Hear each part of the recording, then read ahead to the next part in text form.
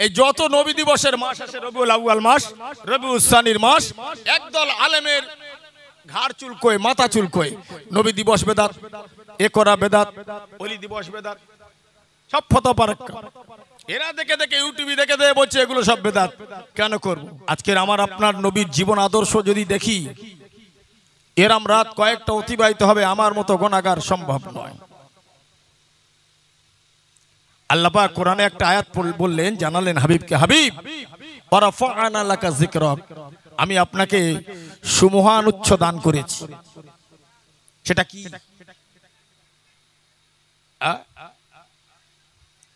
আমার আপনার নবী, বিশ্ব নবী, জগৎগুরু নবী মুহাম্মদুর রাসূলুল্লাহ সাল্লাল্লাহু আলাইহি সাল্লামকে গায়ের মুসলিমরা, আরব কান্ট্রির মানুষেরা তারা লকব দিল আল আমিন, সত্যবাদী। একবার জোরে বলা যাবে? কোন মুসলমানরা বলেনি। কিন্তু একটা মুসলমান যখন মসজিদে নামাজ পড়ে বাড়ি আসে, আবার বাড়ি থেকে মসজিদে যায়, তার নামে সমালোচনা হয়। কি হয় না হয় না? বলেন। কিন্তু একজন গায়ের মুসলিম, তারা টোটাল আরবের আল্লাহ নবীকে ছোট্টবেলায় লকব দিলেন আল আমিন, সত্যবাদী। আমার আব্বা জানেরা, যুবকেরা, জওয়ানেরা, মনে আঘাত নেবেন না, ঠান্ডা মাথায় বোঝুন। দয়া নবী, জগৎগুরু নবী, আমার আপনার মা আমেনা মায়ের কোলে যখন আসলেন, আমি আপনি মায়ের গর্ভ থেকে দুনিয়াতে পদার্পণ করেছি, ঠিক কিনা বলে? আমি যেমন এসেছি, রাসূল তেমন এসেছেন। এই যত নবী দিবসের মাস আছে, রবিউল আউয়াল মাস, রবিউল সানির মাস, একদল আলেমের ঘাড় চুলকোয়, মাথা চুলকোয়, নবী দিবস বেদাত, এ করা বেদাত, ওলি দিবস বেদাত, সব ফতোয়া পারাক্কা। এরা দেখে দেখে ইউটিউবে দেখে দেখে বলছে এগুলো সব বেদাত। কেন করব? আমি আপনি, আমার আপনার মা ছিল, আল্লাহ নবীর আম্মা জান ছিলেন। প্রত্যেকটা মহিলা যৌবনে পদার্পণ করলে ঋতুবর্তী হয়, হয় না? হয় না? মাসে মাসে তারা ঋতুবর্তী হয়। আমার আম্মা জান আমেনা রাদিয়াল্লাহু তাআলা আনহারও হতো। কিন্তু বিবাহের পরে কোন মহিলার যখন পেটে সন্তান আসে, সেই সময় এই ঋতুবর্তীটা বন্ধ হয়ে যায় প্রত্যেকটা মহিলার। আজ পর্যন্ত পৃথিবীতে কোনো মহিলা নেই যে বলতে পারবে না যে আমার পেটে গর্ভ সন্তান যখন এসেছে আমার মাসে মাসে এটা হয়। কোন মহিলা বলবে? বলবে। যখন বন্ধ হয়ে যায়, আমরা অনেকে তখন স্বামীর কাছে বলে, দেখুন আমার মাসে মাসে ঋতুবর্তী বন্ধ হয়ে গেল। তখন কিভাবে? ডাক্তারদের পরীক্ষা করাই। পরীক্ষা করার পরে বলবে আপনি আর পেটে সন্তান এসেছে। কি বলে না? বলে না? বাস্তব। আমার আপনার বাবাজিরা, ও মুসলমানের ছেলে মেয়েরা, ঠান্ডা মাথায় বোঝুন। আমার আপনার নবী যখন আম্মা জান আমেনার গর্ভে এসেছিলেন, আমেনা বুঝতে পারেনি। যেমন মহিলারা মাসে মাসে ঋতুবর্তী হয়, আম্মা জান আমেনা আরো ঋতুবর্তী হতে লাগলো। আম্মা জান আমেনা ঋতুবর্তীটা বন্ধ হয় নাই। ও যুবক বন্ধুরা, ঠান্ডা মাথায় বোঝুন। আমার আপনার নবীকে আল্লাহ লকব দিলেন ওয়ামা আরসালনাকা ইল্লা রাহমাতাল লিল আলামিন। এ আমার প্যারা রাসূল, এ আমার প্যারা দোস্ত, এ আমার প্যারা হাবিব, আমি আপনাকে তামাম পৃথিবীর জন্য রহমত স্বরূপ করে পাঠিয়ে দিলাম। আমার বাবাজিরা, আমার ভাইয়েরা, প্রত্যেকটা সন্তান যখন মাতৃগর্ভে থাকে, আমি আপনি যখন ছিলাম, তথাপি আমার মায়ের সাথে আমার নারীর একটা টার্মস ছিল। কেননা আল্লাহ পাক এই জবানটাকে মধুরতা দিয়েছেন, পবিত্রতা দিয়েছেন। কেননা না না না, আল্লাহ পাক জানিয়ে দিলেন, বান্দা আমি আল্লাহ, আমার প্রশংসা তোমার মুখ থেকে বহি প্রকাশ হবে। কি বহি প্রকাশ করতে মুক্তি হয় না?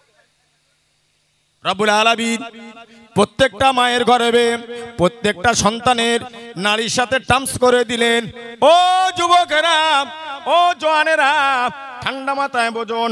আমার আপনার নবী যখন আম্মা জান গর্ভেতে এসে গেলেন, না না না না না, আমার নবী আমার মায়ের সাথে কোনো নারীর কোনো সম্পর্কটা দিলেন না। কেননা ওই নাপাক বস্তুটা আমার নবীকে ভক্ষণ করাবেন না, আমার শরীরে, আমার নবীকে নবীর শরীরে আপনার প্রবেশ করাবেন না বলে আমার আল্লাহ রাব্বুল আলামিন আমার নবীটাকে আলাদা করে দিলেন।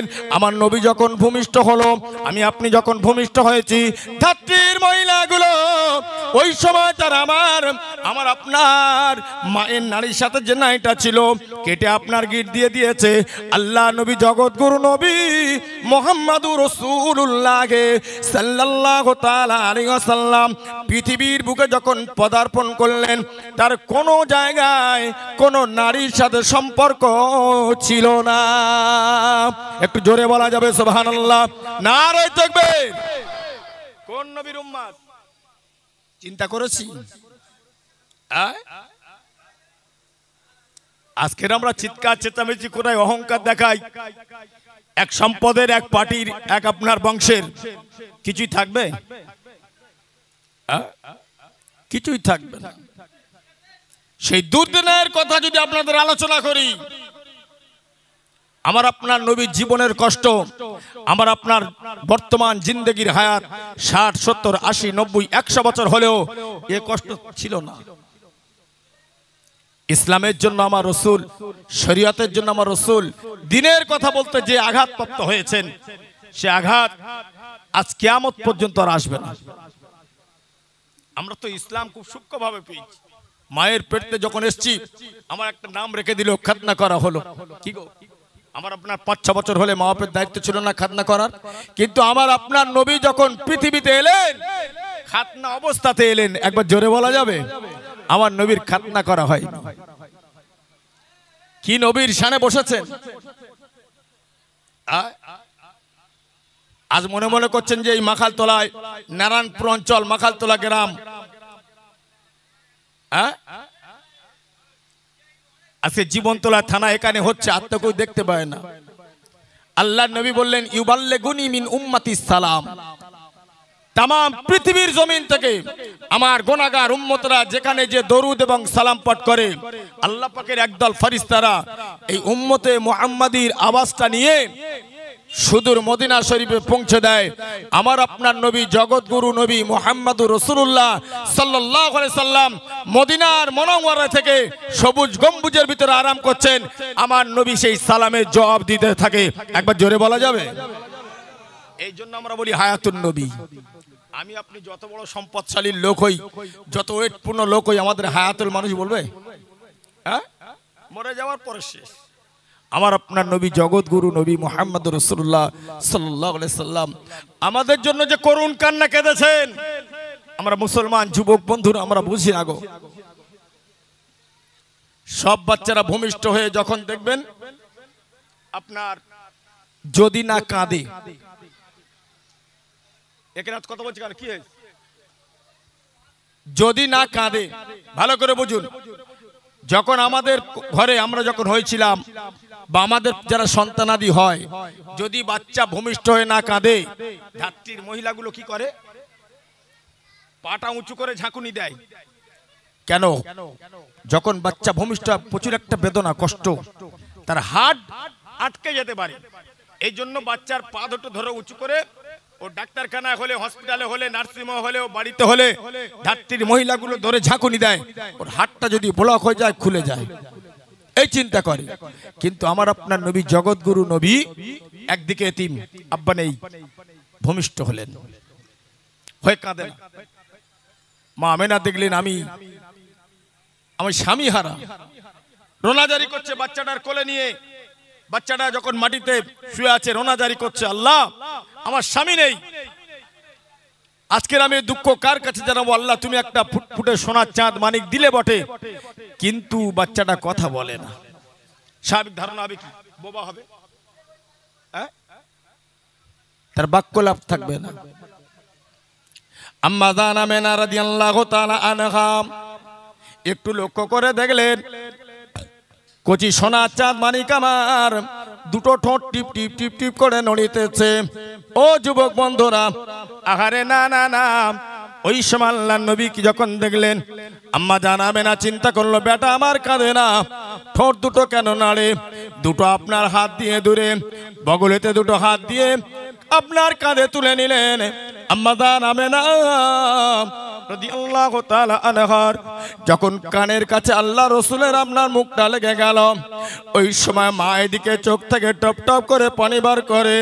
ওই সময় নবী আমার আল্লাহ নবীর আমেনার কাছে যখন মায়ের কানের কাছে মুখটা লাগানো আছে, ঠোঁট দুটো দেখেছিল টিপ টিপ করে নড়ে। আহারে না না না, আমার বেটা কথা বলতে পারে না, এখনো কাঁদলো না, শুধু কথা বল না, ঠোঁট দুটো নড়ে। হঠাৎ আমেনা বলেছিলেন, খোদার কসম করে বলি, আমার ওই বাচ্চাটা হাবলি উম্মতি হাবলি উম্মতি উম্মতি করিতেছে। একটু জোরে বলা যাবে সুবহানাল্লাহ। ভূমিষ্ঠ কাদের জন্য কাঁদলেন? কাদের? আমাদের জন্য। কপাল ফাটা মুসলমান, এশার আজান হয়ে গেল, অথচ গুটি কত লোক নামাজ পড়লো, টোটাল এলাকায় ব্যারিকেড মুসলিম। কি ঠিক কিনা বলেন?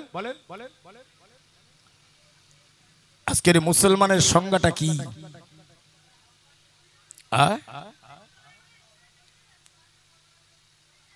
ওই সময় দেখা গেল আমেনা মুসকে এসে ফেলেছেন, আমার বেটা কাজ চিন্তা করে। ও ভাইজানেরা, ওই সময় কাবা আপনার কিনা কাবা শরীফের মাতোয়াল্লি হলেন আবু তালিব, আব্দুল মোতালেবের কাছে একজন আপনার মাজুস এসে গেল। ও ভাই আব্দুল মোতালিব, আজকে তুমি কি জানো? একটা বাচ্চা ভূমিষ্ঠ হয়েছে, আখিরি জামানার শেষ নবী। একবার জোরে বলা যাবে সুবহানাল্লাহ। একজন মাজুসি, অগ্নি পূজক, মুসলমান নয়। আব্দুল মোতালেব বলছে, কই আমি তো খবর রাখিনি, এই কোরেশ বংশে আসবে 12ই রবিউল আউয়াল, এই তো এলো। আপনি জানেন না? বলছেন না। আপনি রাত্রি কোথায় ছিলেন? বলছে আমি কাবা শরীফের চাতালে ছিলাম, মধ্যরাত্রে আমি বাড়ি চলে গেছিলাম। মাজুসি বলে, আমি আমার ঈশ্বরের কসম করে বলি, আমরা বলি আল্লাহ, ওরা বলে ঈশ্বর। মাজুসি বলল, আমি আমার ঈশ্বরের কসম করে বলি, আমি রাত্রে বিচরণ করছিলাম, ওই সময় দেখলাম সবে সাদেকের সময়, যে সময় ফজর নয়, যে সময় রাত নয়, ওই সময়টা টোটাল একটা জ্যোতি, একটা লাইট উদ্ভাসিত হয়ে টোটাল সারা আসমানটা নূর আর নূর হয়ে গেছে। একবার জোরে বলা যাবে? আমি আমার তাওরাত কিতাবে দেখেছি যে বিশ্ব নবী, জগৎগুরু নবী মুহাম্মদুর রাসূলুল্লাহ ভূমিষ্ঠ হবে, সেই সময় একটা নূর উদ্ভাসিত হয়ে গোটা আসমান নূর আর নূর আলা হয়ে যাবে। আব্দুল মোতালেব বলছে, কই এই খবরটা তো জানি না, চলুন। কোথায়? বলে আপনার বৌমার কাছে যাব। মাজুসি আব্দুল মোতালেব বলে, চলো। এবার গিয়ে মা আমেনা রাদিয়াল্লাহু তাআলা আনহার কুঁড়ে ঘর, ঝুপড়ি ঘর, মজবুত ঘর না, ঝুপড়ি ঘর। আমার ভাইরা, আমার বাবাদিরা, কেতাবের ভিতরে এসেছে আমার আপনার নবী, জগৎগুরু নবী আম্মা জান আমেনার কোলেতে গুডলি কাপড় দিয়ে ঢাকা দিয়ে রয়েছেন। এমতো অবস্থায় দেখা গেল, আহারে ওই সময় আব্দুল মোতালিব বলেছিলেন, ও বৌমা, একটা বাচ্চা নাকি তোমার ভূমিষ্ঠ হয়েছে, এটা আমি খবর পেলাম না, একটু বাচ্চাটা কি দেখাবে। মাজুসি আল্লাহ নবীর আম্মা জানের দরজায় দাঁড়িয়ে আছেন। ওই সময় আমার আপনার নবীর আম্মা জান, জগৎগুরু নবীর আম্মা জান হযরতে মা আমেনা রাদিয়াল্লাহু তাআলা আনহা কোল থেকে যখন কাপড়টা সরাতে লেগেছেন, আমার আপনার নবীর চেহারাটা যখন বার হয়ে পড়েছে, ওই গুটলি কাপড় থেকে যখন পরিষ্কার হয়ে গেছে, ওই মাজুসিটা ঘরের ভিতরে অজ্ঞান হয়ে পড়ে গেছে, পুরো অজ্ঞান হয়ে গেছে। বাচ্চা দেখতে গেল, আব্দুল মোতালেব অবাক। কিছুক্ষণ পরে দাঁড়ায়, ভাই কি ব্যাপার? আবার হোস্টুস হলো, কি ব্যাপার? বলে, আব্দুল মোতালেব, এই যে বাচ্চাটা দেখছো, এই বাচ্চাটা আখিরি জামানার শ্রেষ্ঠ নবী হবে। একবার জোরে বলা যাবে? একজন মাজুসি চিনতে পারলাম আমার আপনার রসুলকে, আমি আপনি মুসলমান হয়ে মুসলমানের ঘরে জন্মগ্রহণ করে সেই নবীকে আমরা চিনতে পারলাম না। আব্দুল মোতালেব বললেন, মাজুসি ভাই, প্রমাণ কি আছে? এই যে বিশ্ব নবী, আল্লাহ নবীর ওই সময় আম্মা জান আমেনার কোলে রয়েছেন। মাজুসি বলেছিলেন, ও আব্দুল মুতালিব, বাচ্চাটা তুমি একটু কোলে করে নাও, ওর পিছন দিকটা আমি একটু দেখব, ওর পিছন দিকটা আমি একটু তালাশ করব, লক্ষ্য করব, একটু দর্শন করব, দেখব। ওই না দেখার পরে আব্দুল মোতালেব যখন মা আম্মা জানাবে না আমার আপনার নবী বাচ্চাকে যখন দিয়ে দিলেন, আল্লাহ নবী আব্দুল মোতালেবের কোলে যখন চলে গেল, কেতাব এসেছে যখন আল্লাহ আবু আব্দুল মোতালেব ওই বাচ্চাটা আস্তে করে একটু আপনার উবুর করেছেন, আল্লাহ নবীর মোহরে নবুয়তটা স্কন্দে মোহরে নবুয়তের 1 লক্ষটা যখন আপনার কিনা মাজুসি দেখতে পেয়েছেন, ওই সময় মাজুসি বলেছিলেন, ও আব্দুল মোতালেব, আমি আমার ঈশ্বরের কসম করে বলি, এই বাচ্চাটার এই স্কন্দে যে আপনার তুমি ছোট্ট একটা দাগ দেখছো, এটাই হলো তার মোহরে নবুয়ত। একবার জোরে বলা যাবে সুবহানাল্লাহ। আব্দুল মোতালেব অবাক হয়ে গেল। বাচ্চাটা আমেনার কোলে দিয়ে বলেছিলেন, ও মাজুসি, এতগুলো খবর তুমি কিভাবে রাখলে? আল্লাহর নবীর এত সুসংবাদ তুমি আমাকে দিলে, আমি আব্দুল মোতালেব এটা জানতাম না। মাজুসি বলেছিলেন, আমি আমার তৌরাত কিতাবটা যখন অধ্যয়ন করেছিলাম, আমি আমার তৌরাত কিতাবটা যখন পাঠ করেছিলাম, এই তৌরাত কিতাবেতে আমার আপনার নবী জগৎ গুরু নবী এই মুহাম্মদুর রাসূলুল্লাহ 4টা লেখা রয়েছে। ও আব্দুল মোতালেব, আমি মাজুসি, যখন তোমার নাতি বড় ভূমিষ্ঠ হয়ে যাবে, বড় বড় হয়ে যাবে, আমি পৃথিবীতে থাকতে পারলাম কি জানি না, আমার কতটা হায়াত আছে, তোমাকে সাক্ষী রেখে আজকের এই ঘরে দাঁড়িয়ে, আমেনার ঘরে দুয়ারে দাঁড়িয়ে বলে গেলাম, আমি সে মুহাম্মাদের প্রতি ঈমান এনেছি। আরো জোরে বলুন সুবহানাল্লাহ, নারে তাকবীর, দরুদ শরীফ, আল্লাহুম্মা সাল্লি আলা ওয়া আলা আলি সাইয়্যিদিনা। আমার বাবাজিরা, আমার ভাইরা, সেই নবীর আদর্শটা কি? এত ভূমিষ্ঠ করে একটা কথা বললাম। আমার রাসূল জগৎগুরু নবী, তৎকালীন যুগে যে প্রথা ছিল, এক জায়গা ভূমিষ্ঠ হলে অন্য গোত্রে মানুষ হবে। হালিমা যখন, অনেক ঘটনা আমরা শুনেছেন, ওদিকে যাব না, তার ভিতরে ছোট্ট একটা ঘটনা বলে দিই আপনাদের। হালিমা ছিল খুব গরিব। এখন হালিমার কিছু বকরি ছিল, ওনার একটা দুধ ভাই ছিল যুমরাজ, বকরিগুলো নিয়ে চড়াতে যেত। আল্লাহ নবী জিজ্ঞাসা করছেন, মা, আমার ভাই কোথায় যায়? বাবা, ও বকরি নিয়ে চলে যায় চড়াতে, আমি যাব? বলে না, তুমি যেতে পারবে না। হঠাৎ হালিমার ছেলে এসে বলছে, মা, আজকে একটা সর্বনাশ হয়ে গেছে। কি? বলছে, আমাদের বকরি থেকে একটা বকরি নেকড়ে বাঘ নিয়ে জঙ্গলে চলে গেছে। হাউ মাউ করে কাঁদছে। আল্লাহ নবী বসেছিলেন, উঠে বললেন, মা, কি হয়েছে? বললে, বাবা, আমার যা বকরি ছিল, একটা বকরি নেকড়ে বাঘে জঙ্গলে নিয়ে চলে গেছে ময়দান থেকে। আল্লাহ রাসূল বলছে, মা, আমি যাব না। বাবা, ওকে নেকড়ের ভয়, যেও না, কোথায় ক্ষতি করে ফেলবে। কি বুঝলেন? ছাড়বে কি? রাসূল আমার বাচ্চা তো ছোট, দৌড় দিয়েছে, একদম দৌড় দিয়েছে। আপনার ঠিক ময়দানের শেষ সীমানায় গিয়ে জঙ্গলের কাছাকাছি গিয়ে চিৎকার করেছে, হে জঙ্গলের জন্তু জানোয়াররা,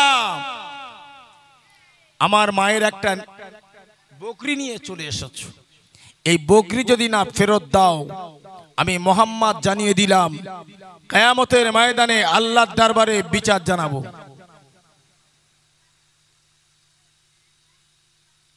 এখন আল্লাহর নবীর এই বাক্যলাপটা, ভাষাটা, আওয়াজটা জঙ্গলের ভিতরে প্রবেশ করেছে।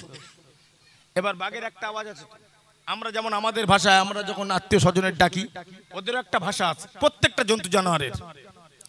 বাঘ তখন চিন্তা করলো, আরে সে আখিরি জামানার নবী, বিশ্ব নবী, জগৎগুরু নবী আজকের এসেছে, যার চেহারাতে শুধু নূর চমকায়। একবার জোরে বলা যাবে, নবীকে দেখবে। বাঘ ডাক দিয়েছে, সমস্ত জঙ্গলের বাঘ এক জায়গা হয়ে গেল। এইবার তারা জঙ্গল থেকে বার হচ্ছে। এসে দেখে একজন আল্লাহর নবী মাসুম অবস্থায় একদম কিনারায় দাঁড়িয়ে আছে। সমস্ত জঙ্গলে জন্তু জানোয়াররা আমার আপনার নবীকে ঘিরে নিয়েছে চারদিকে। মা হালিমা বলল যে কোথায় গেল আমার ছেলেটা মোহাম্মদ, চলো যাই। বাচ্চাটাকে নিয়ে জঙ্গলের কাছে যেতে যেতে মাগরিব পর্যন্ত, প্রায় মাগরিবের কাছাকাছি, সূর্য তখন পশ্চিম দিকে অস্তম্বিত যাবে, ঠিক এমত অবস্থায় গিয়ে দেখে চতুর্দিকে বাঘ। এইবার কি ভাববে, কি ভাবা দরকার, আমরা কি ভাববো? তাহলে বাচ্চাটা আছে আর নেই।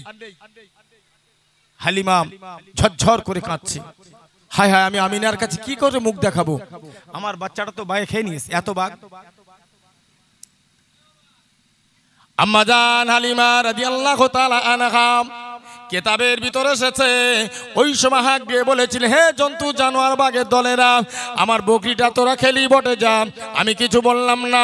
আমার বাচ্চা মোহাম্মদকে তোরা কি ভক্ষণ করে নিয়েছিস? এই আলিমার কথা যখন আল্লাহ নবীর কানে চলে গেল, আল্লাহ নবী বাকরের দিকে লক্ষ্য করে বলেছিলেন, হে জন্তু জানোয়ারেরা, আমার বকরিটা তোরা আমার দিয়ে দে, আমার আম্মা জান আমাকে তালাশ করতে এসেছে। চতুর্দিকে বাঘ। এইবার একজন বাঘের ইশারা করলো, যা চলে যা বকরিটা লিয়ায়। বকরিটা গিয়ে জঙ্গলের ভিতর থেকে একটা গুহায় থেকে টেনে আল্লাহ নবীর দরবারে এসেছে। কি বললেন? আল্লাহ নবীর দরবারে এসেছে। আল্লাহ নবী তখন ছোট। কেতাবের ভিতরে লেখা আছে, আমার আপনার নবী জগৎ গুরু নবী ওই সময় আপনার লক্ষ্য করে বাঘদের বলেছিলেন, হে বাঘেরা, আমার আম্মাদান হালিমার যখন বকরিটা ভক্ষণ করলে না, কেন তোমরা আমাকে এত কষ্ট দিলে, কেন তোমরা আমার বকরিটাকে নিয়ে চলে গেলে?